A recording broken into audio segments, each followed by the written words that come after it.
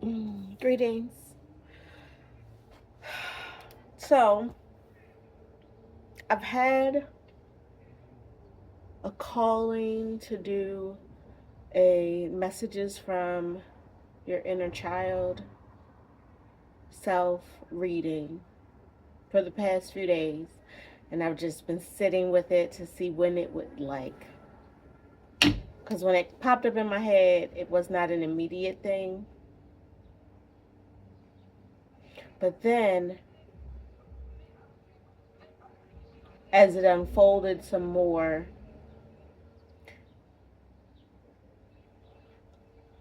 I was called to think about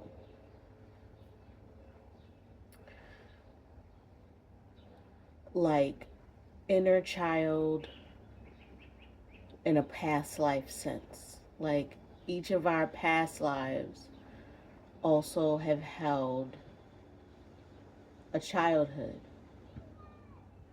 And like even if we're talking about our soul self at some point was an initial spark, like the new soul spark before you started going through different incarnations. And this message is going to resonate, I feel, best with for and as confirmation to those who may identify as um, chosen ones, star seeds,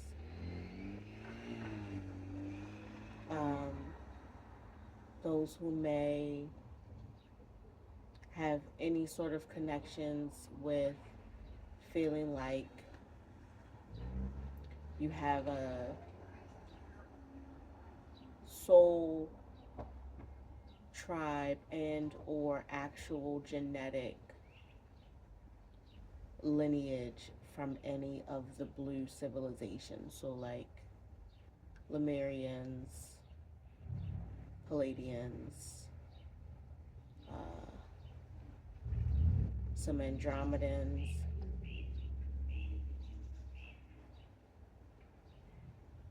um, maybe you're very connected to water or Yemaya. I'm also hearing Oshun because we're talking about the yellow, the stars. But that still brings in that water aspect of blue.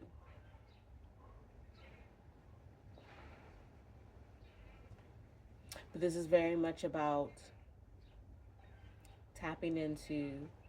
I was about to say tapping into the inner child, but I felt tapping into the eternal child. Yes, tapping into the eternal child.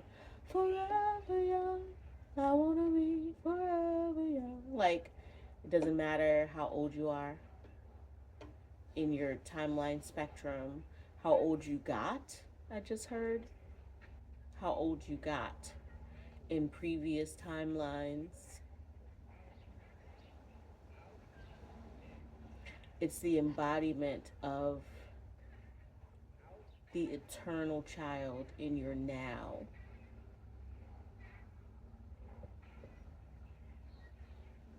So, very much thinking about joy,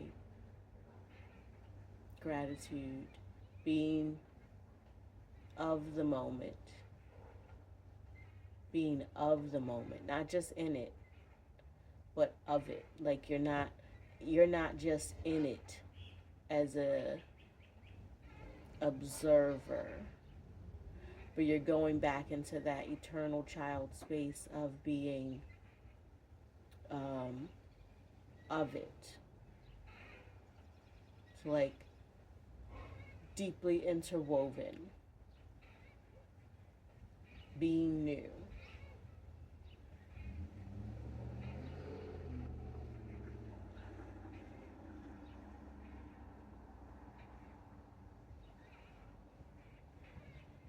I'm hearing new hypervigilance, but from a high soul perspective. So like everything that we can see as a trauma response is also in its inverse or reverse the high frequency ability to have the equivalent. Yes, thank you, ma'am. Milady. Milady. Enough. Enough. Thank you, ma'am. Yes, I see that dog out there. I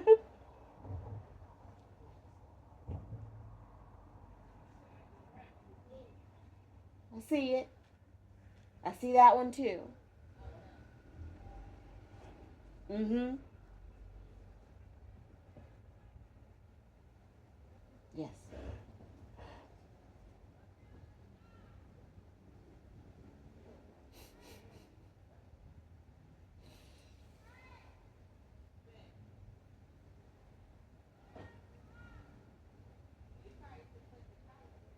So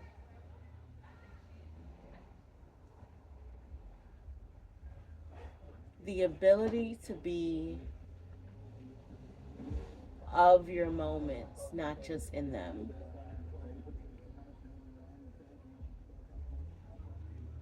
With the reclaiming the co-creative power of the child.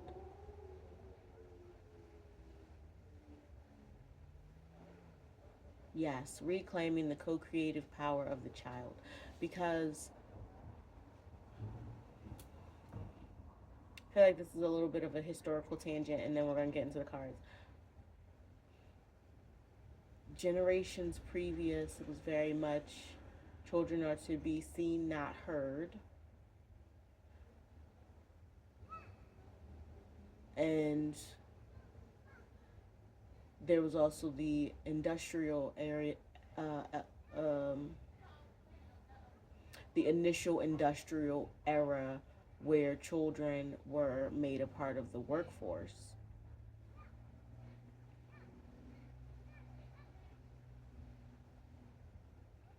However, in being a part of the workforce and being seen, not heard,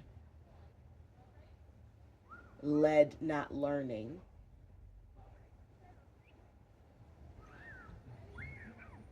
The power of co-creation for the child gets removed in this era, this season of life, no matter when you're hearing this. Because if you're meant to be activated in this way at this time, then you're meant to be activated in this way at this time. Come on. Come on. Come on.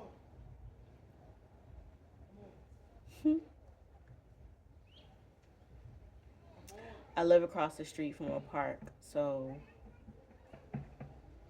there's happenings happening. But like I said, you're meant to be activated in this way at this time. And then he said, come on, come on, come on. It's time. It's time. It's like, come on, come out and play. Come on, like, let's go. All right, let's get into the cards. It's Memorial Day in my current Earth time of recording this. And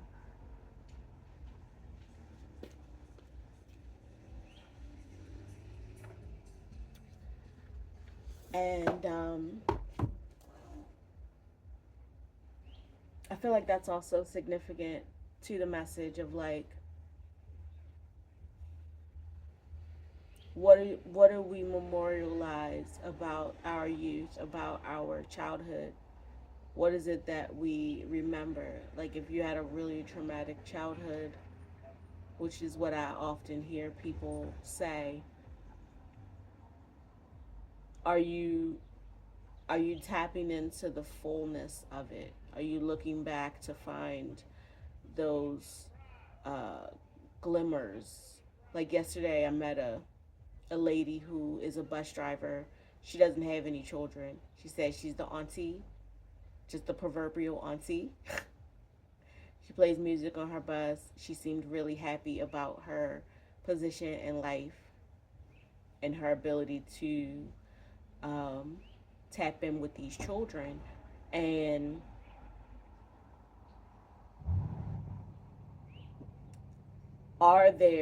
can you look back and find those glimmers that allow you to set those parts of yourself free?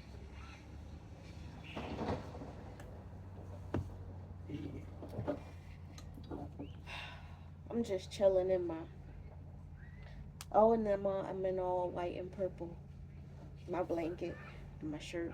Also talking about like going back to child self, his Goosebumps, a Goosebumps shirt. I used to read a lot of Goosebumps books when I was a kid.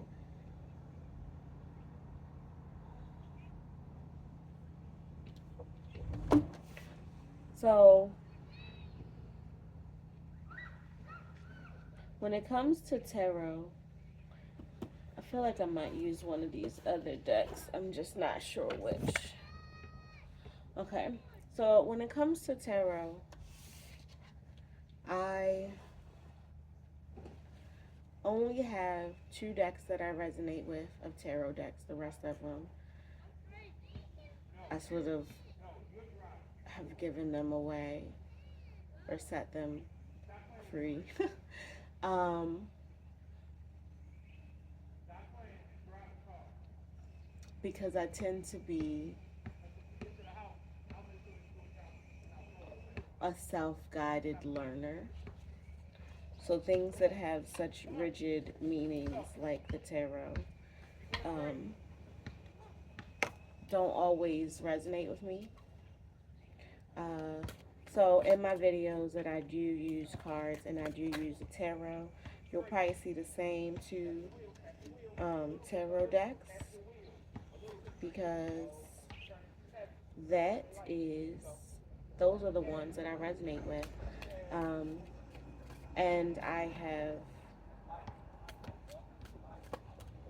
put the meanings on top of the cards so that I would know and then could read from that field. So all these cards are in the upright. I have the Emperor, the Wheel, and the Four of Swords.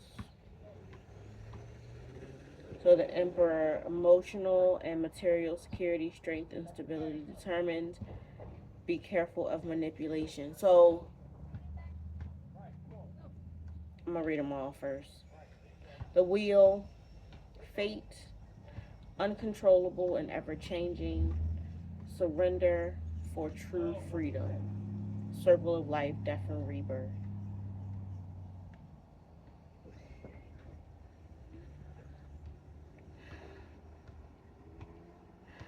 There's this little girl in this pink automated little truck thing, and she out there. You can tell she pedaling to the medaling, but it ain't going that fast because it's for babies. So she in there like trying to get it to go faster. It's so funny.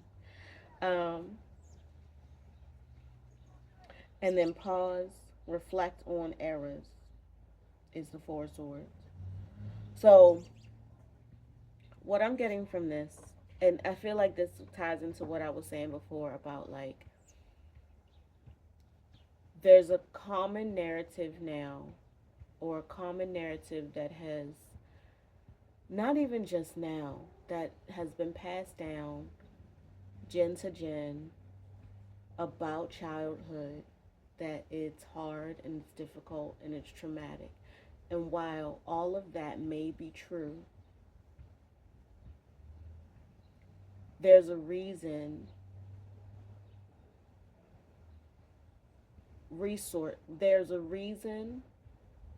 there's resources, there's reflections that are there for you to go back and gather And I feel like that's what this Emperor card is about. Emotional and material security, strength and stability. Like the things that your child self might have been emotionally manipulated about. So like this says, determined, be careful of manipulation. Like if if in your healing journey you resurrected yourself. I pause because resurrected felt like a really big word, but that's the word that feels like it needs to come through. You've resurrected yourself to the point where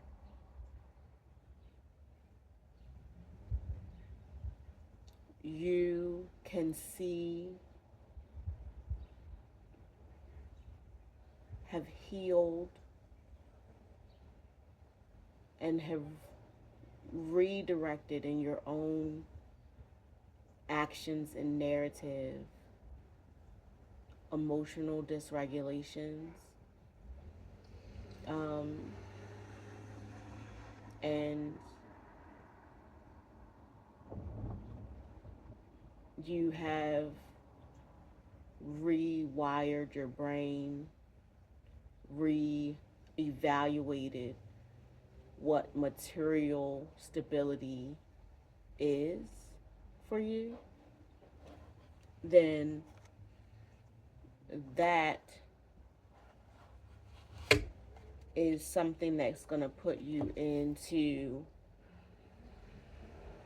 more of this stable and strong emperor energy.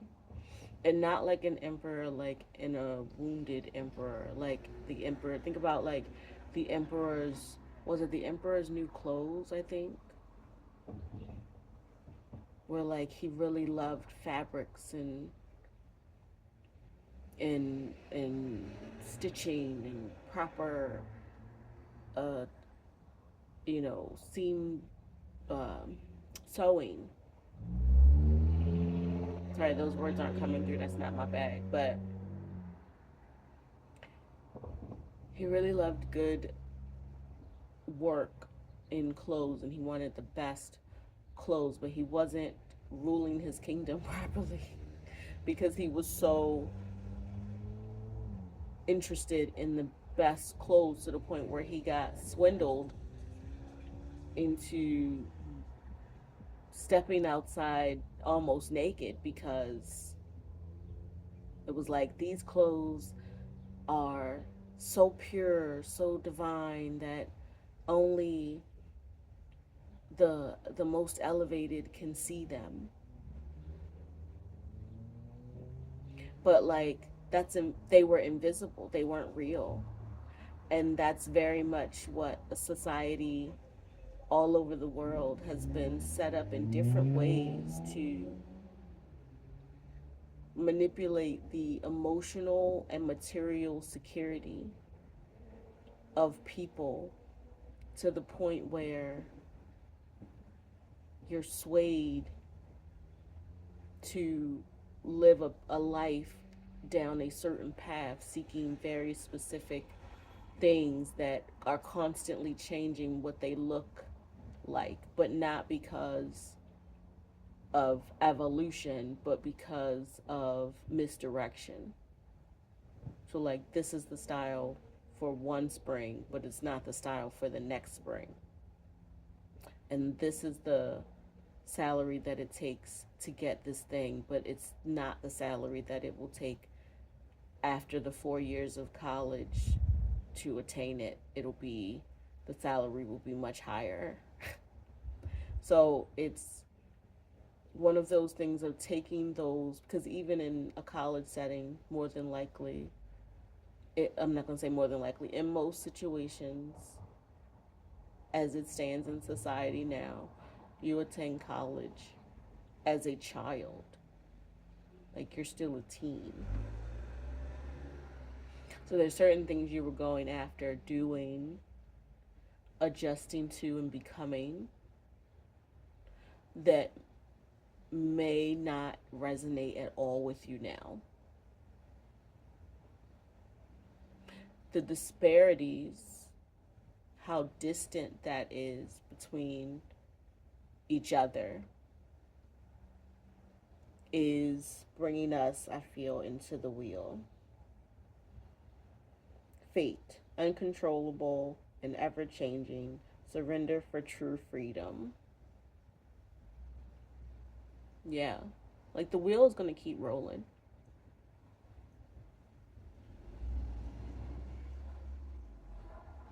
Like no need to recreate the wheel. I mean, no, but there are and is and has always been a need to evolve, modify, and improve the wheel. The original wheel made out of stone or whatever it was made out of, maybe just a log,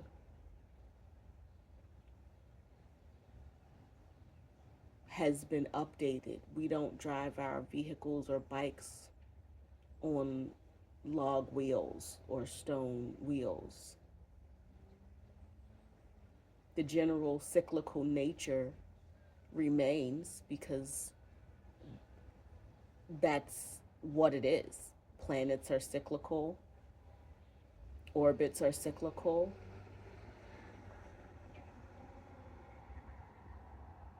Timelines can tend to be cyclical, but it's what you do with it when it comes back around.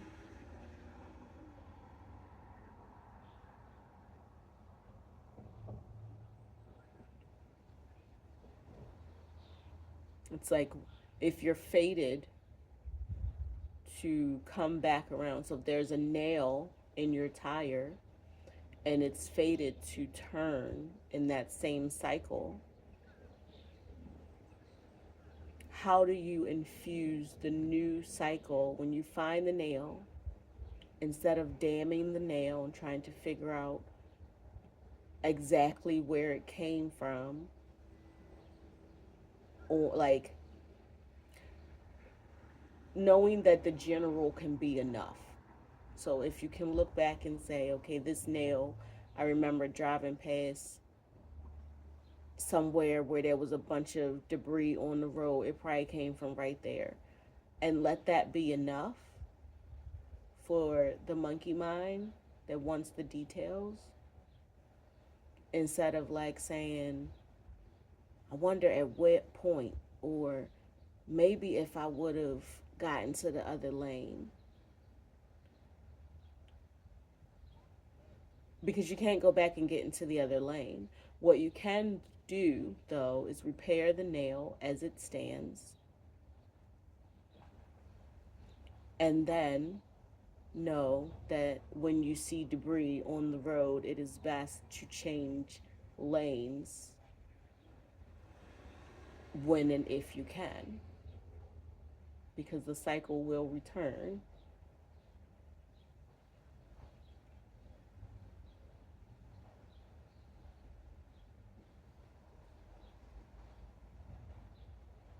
Death and rebirth. Like each moment dies the moment, each moment dies the moment that it's over. Each moment dies the second that it's over, the microsecond that it's over. And we're directed to go in a certain direction from our circumstances, but then also our soul. There may be a time when your soul is telling you to take an action that doesn't feel stable, or take an action that doesn't feel strong. And not strong in the sense of like you are too weak, but strong in the sense of like it doesn't feel strong in the sense of clear. Like there's going to be strength required, strength embodied to move forward in this thing. And what we have to realize is that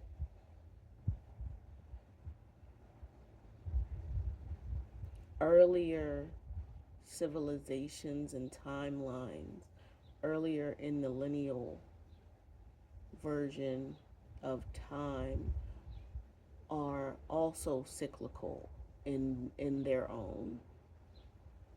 Like if you resonate with being an old soul,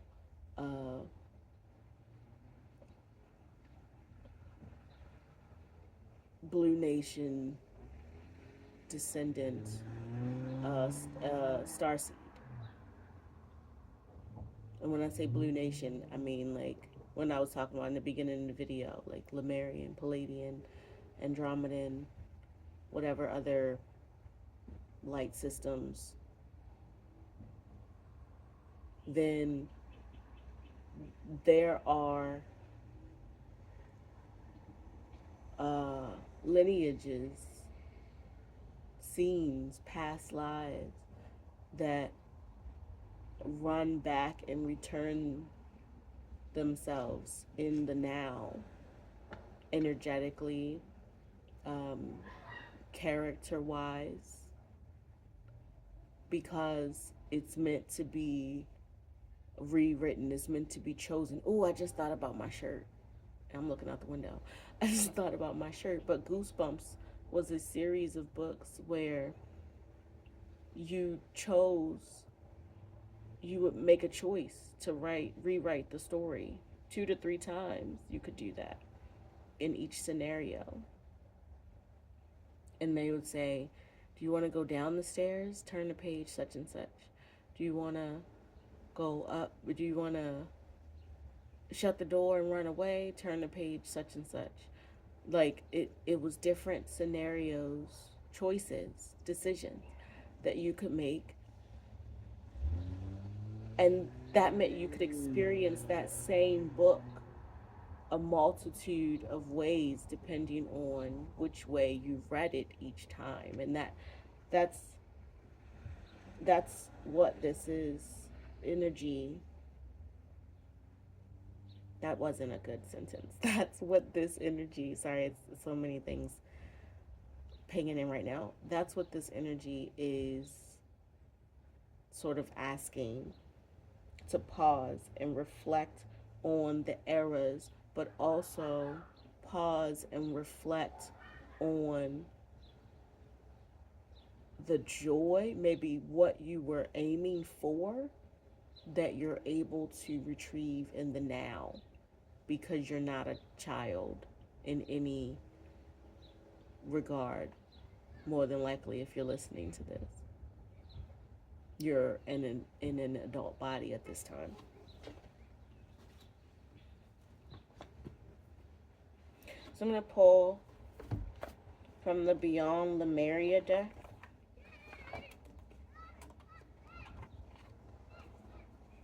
I feel like this part is going to be for those who may identify with the Starseed lineages. I'm hearing maybe even Christ consciousness. You're finding your way back to Christ consciousness, Moses consciousness,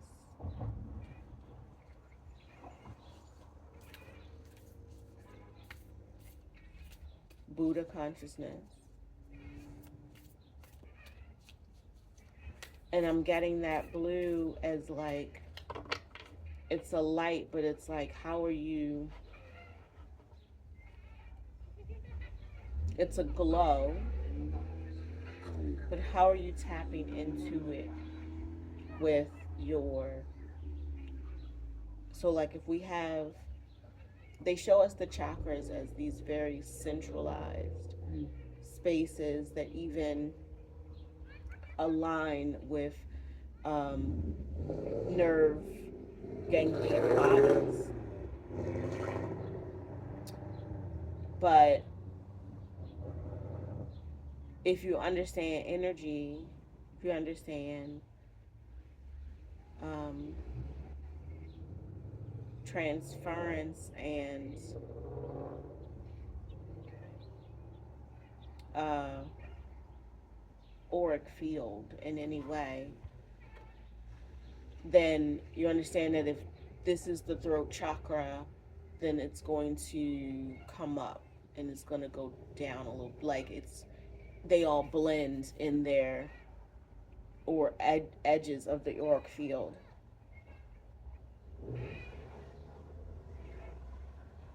So it's like, what are you bringing in? What are you putting out? What are you um, bringing to the story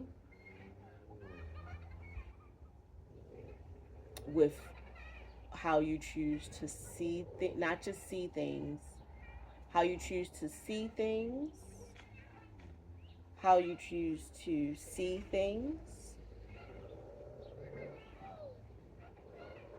and then how you choose to reflect things.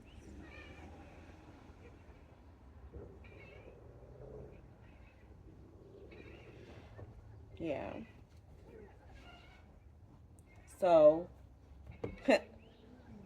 and I said how you choose to reflect things, and my brain was like, and is it heart centered? And it was like, is that where we're going? And I didn't say it, and then I split the deck to heart chakra, unfurling back to love. So yes, that is what we're doing. Like children going back and tying into the divine child, the infinite, eternal child self, is going to be about tapping back into the love, unfurling back to love.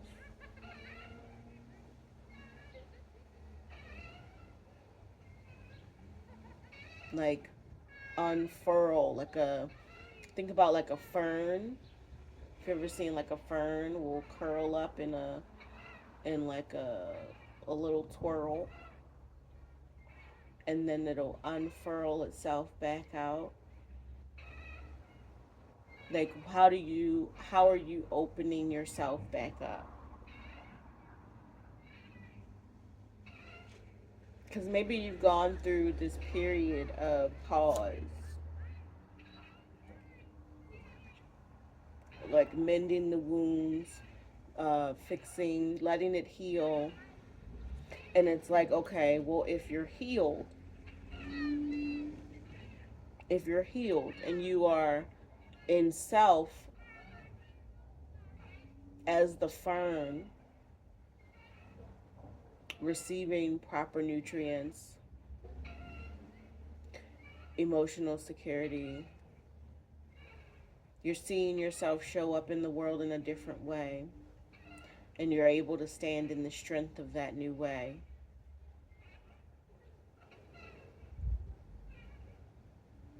And it's like, how do you show up in that?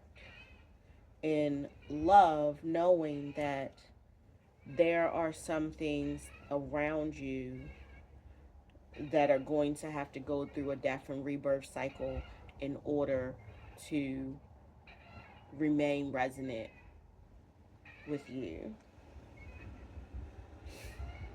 The card after that was Radiant Illumination, the solar plexus. The solar plexus is very much about like your yellow, your star shine. There are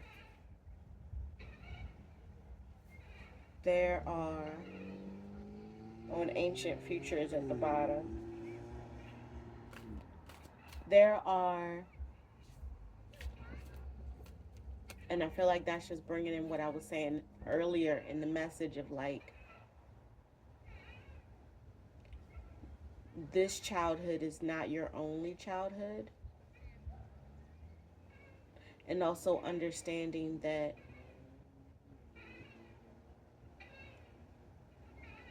there are storylines, not just generational lines, storylines of your own lineages.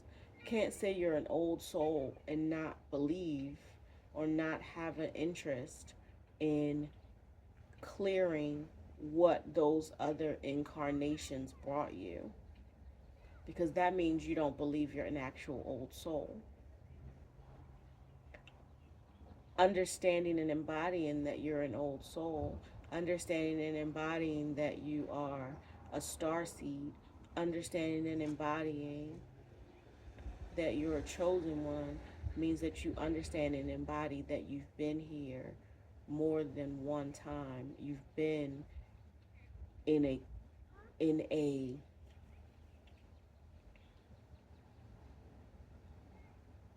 mattered consciousness more than one time, meaning you've lived more than one lifetime. So it could be in different forms of matter. It could be in star lineage, on different planets or whatever, but it was a mattered, it was a matter. You were matter of some kind. And those previous lifetimes matter. They repeat themselves to be lived differently.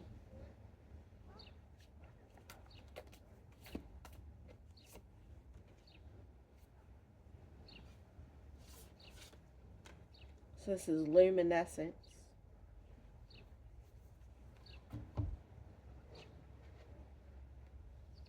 Again with the heart imagery here.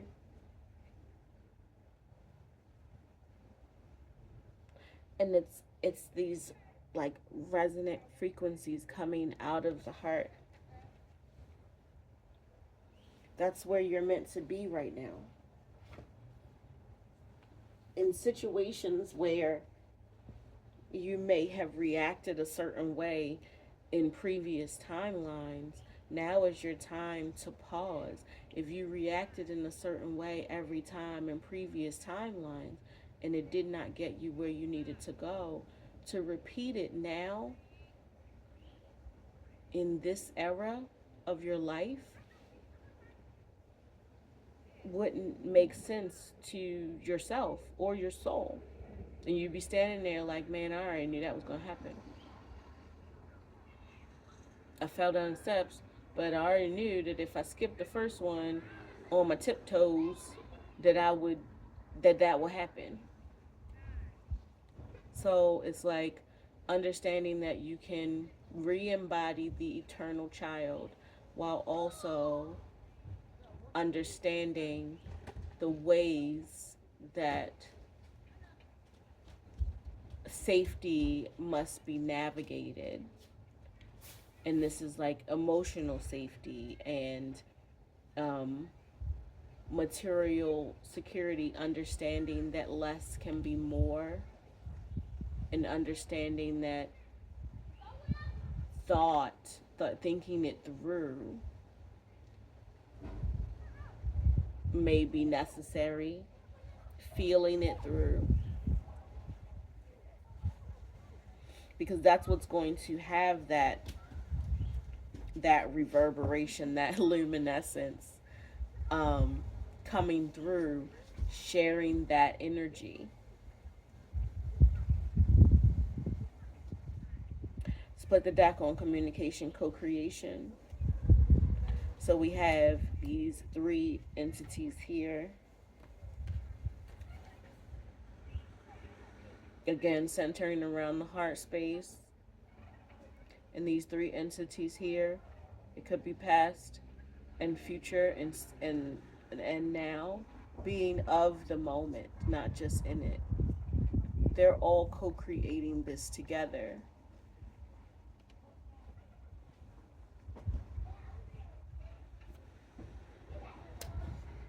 And I feel like that's bringing in the message of like, back to this Emperor card. There's the wands there and the globe orb of like there is something there is something beyond you, whatever you feel like it is. And it might just be your own storyline, it might just be your own matrix, you know, but it's meant to be corrected at this time. And sometimes that means just allowing things to unfold the way that they're going to unfold when it's coming from outside of you. Like, what happens when you no longer engage with the bully's energy? Like, you re envision the timeline of what occurs between that character and you, or that institution and you, that organization and you, because someone else is in themselves an organization of their past, their projected future, or faded future, faded cycles, and them being in the now. So there are certain things that have to play out, and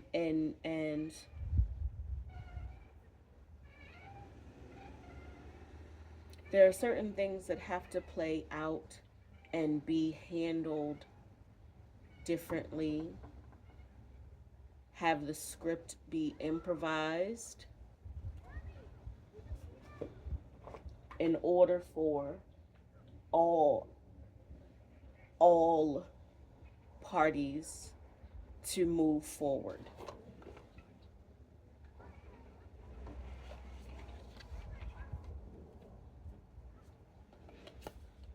So in my Lantern Oracle box, I have this card called Many Paths, and I got this at a sound bath healing session, and I put it in this box so that I wouldn't lose it. But it's I see it every time I open the box and take the cards out because it's at the bottom. But this time it really spoke to me in the sense of like the wheel card that came out. Many paths.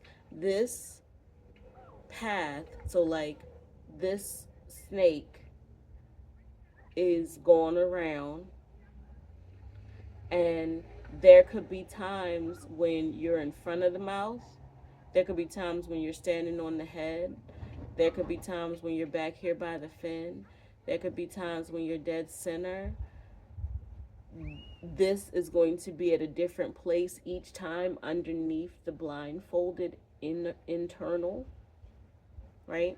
So there are always many paths that are going to be available. It's really about doing the one that calls, that reigns most true to you.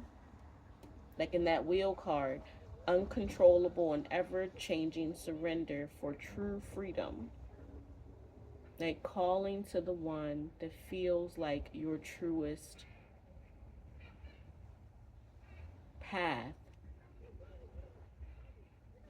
And there may be chatter, internal chatter, past life chatter, static about going down that path, and all the things that could happen, and all the, oh, such and such, such and such went down there one time and they never came back. And I always think about that in like our evolution as humans, of at one point that might have kept us safe, to believe that there were monsters in the woods at night because such and such went out there one time and never came back. But who said that such and such did not set up their own new settlement somewhere their own new tribe somewhere. Who said they didn't blend in with some other tribe like we see now, where people move and they just start over, and it allows for that space. But because there was no communication, it was like, well, I don't know whether they ever came back. That was really scary. I don't know what happened to them, so I'm gonna just say they died. The version of them that lived amongst that tribe died, but they are living a new life somewhere else. And there are many paths that can be taken.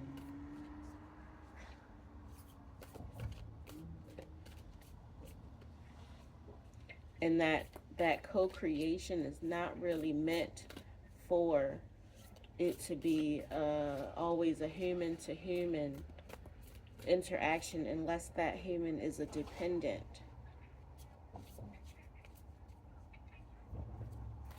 A child.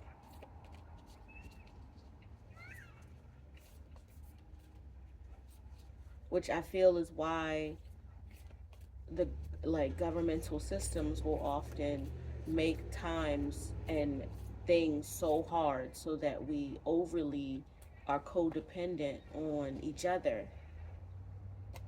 This card just keeps coming out, the one on the box. Y'all saw me shuffle this a couple times. Strength of vulnerability.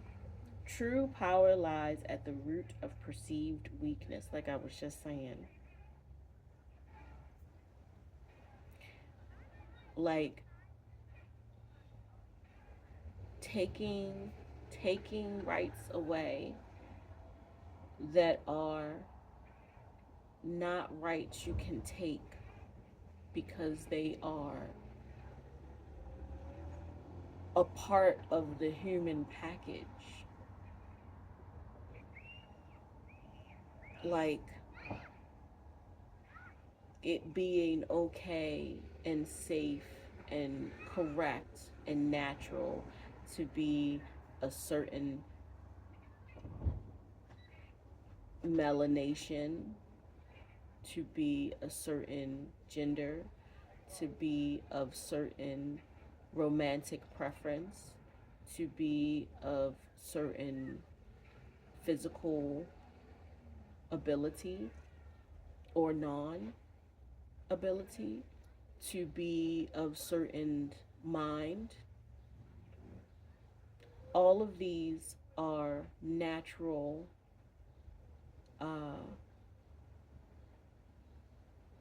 correct and ordained and divine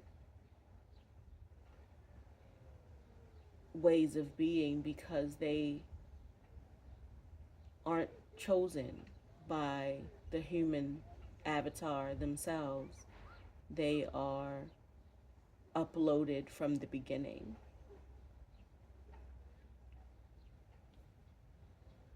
So strength of vulnerability is saying that in this time,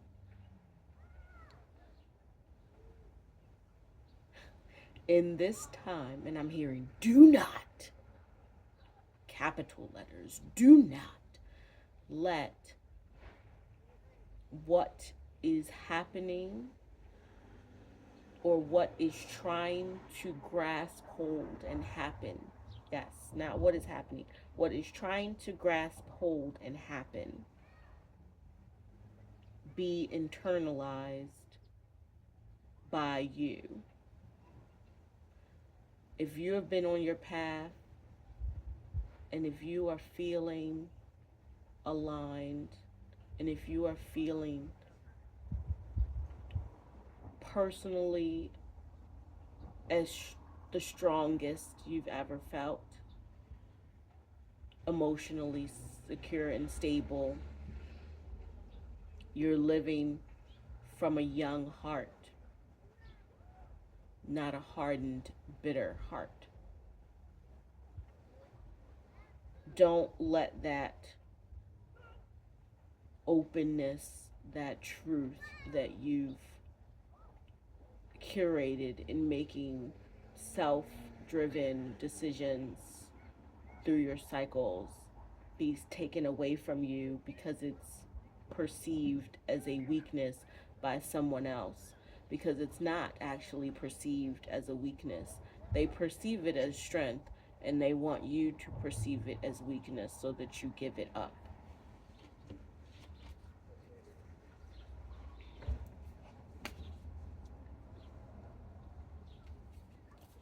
Like it says, true power lies at the root of perceived weakness.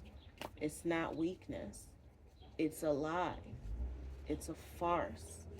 It's uniqueness, and people are afraid of what they don't understand because they've never allowed themselves to dive in to that level of internalized, etheric, childlike self of being able to learn and grow and imagine.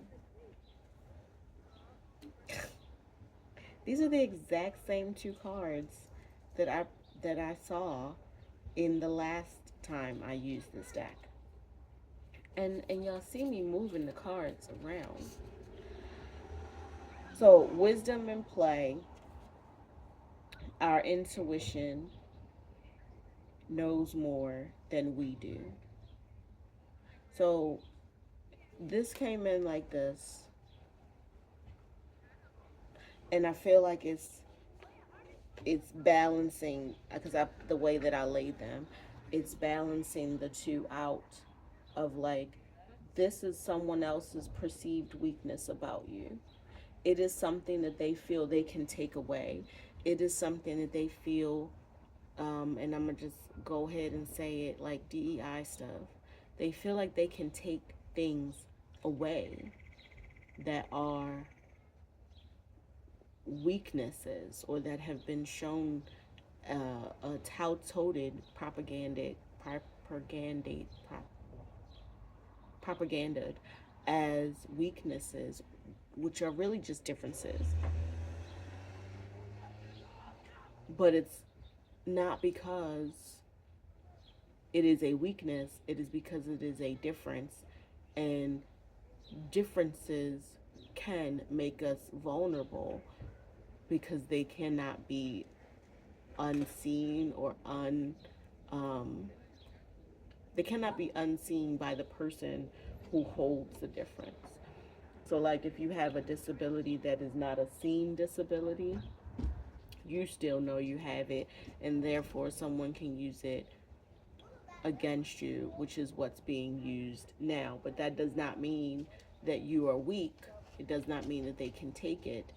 Utilize your intuition.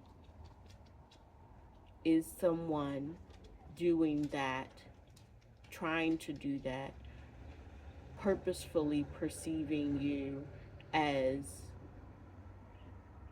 weak, or purposefully perceiving themselves as weak in your presence simply because they have not explored these things within themselves?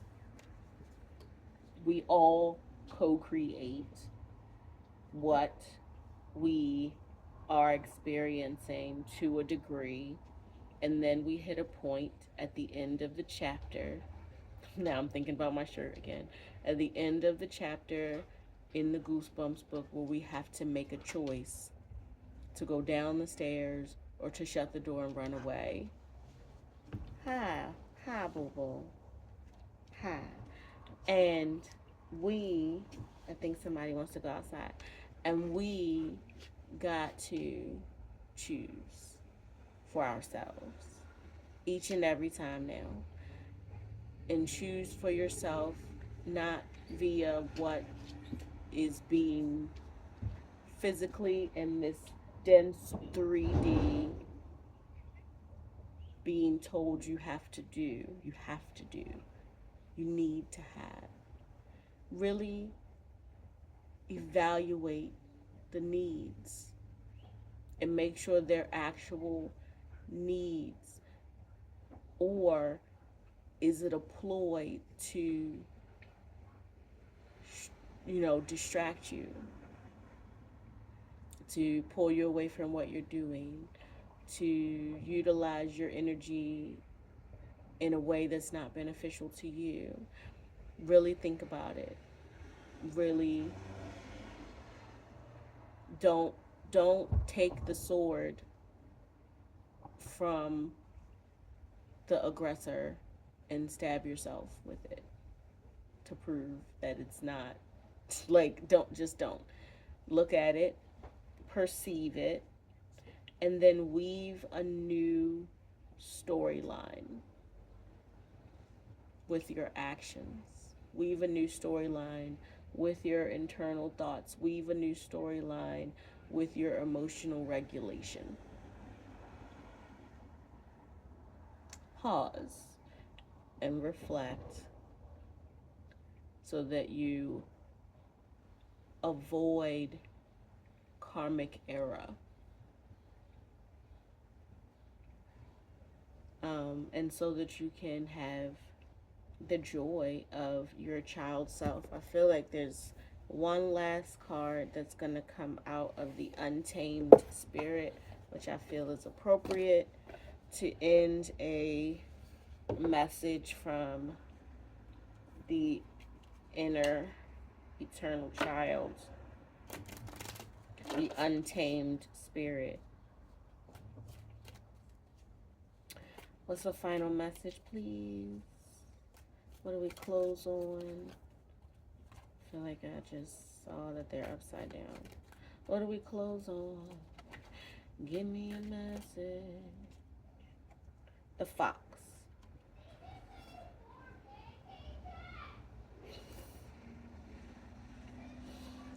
Look at the child's voice in the back.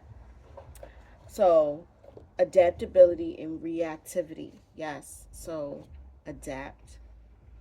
Be clever, right? Clever is not always bad. You can only be clever if you are observant. And then you get to choose what you do with what you've observed, how much of it you decide to absorb and how much of it you decide to transmute and adapt.